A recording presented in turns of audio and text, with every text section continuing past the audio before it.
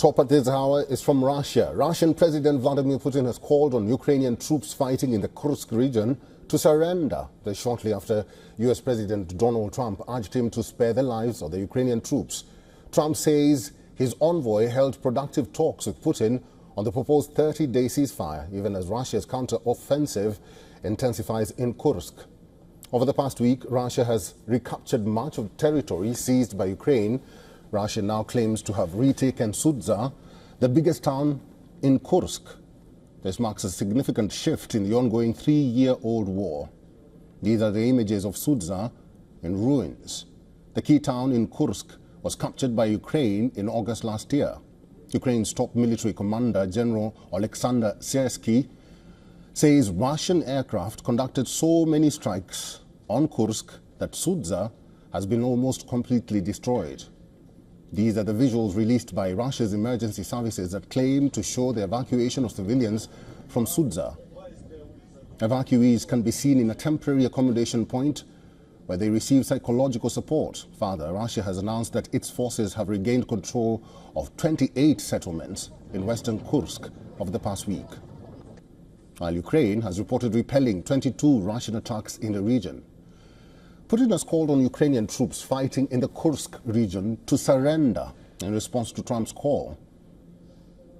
In a televised remark, Putin said, and I quote him, "We are sympathetic to President Trump's call as he called on Ukraine's leaders to issue an order to their troops to surrender."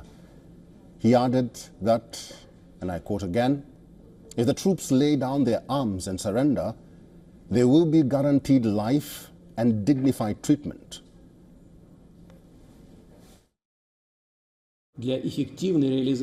In order to effectively implement the call of the President of the United States of America, we need a corresponding order from the military and political leadership of Ukraine to its military units to lay down their arms and surrender.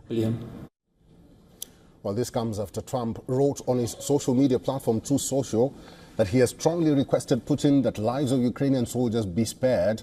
A direct conversation between the two leaders is yet to take place, but Trump's special envoy, Steve Witkoff, met with the Russian president in Moscow on Thursday. Trump said in his post that they had a very good and productive discussion. Later, at the joint base Andrews outside Washington, Trump said, and I quote him, "Some pretty good vibes are coming from Russia in talks to reach a ceasefire," adding that he feels that Russia is going to make a deal. From the standpoint about a ceasefire and ultimately a deal, some pretty good vibes coming out of Russia. U.S. Secretary of State Marco Rubio has reiterated the need for concessions, calling on both Ukraine and Russia to make compromises. After the G7 talks in Canada, Rubio said, and I quote him, "The only way to end the war is through negotiations, which involves both sides making concessions." Ukrainian President Volodymyr Zelensky has said that diplomacy efforts are moving towards end of war, closer to peace. He says Ukraine has accepted the American proposal for unconditional silence in the sky, at sea, and on the front.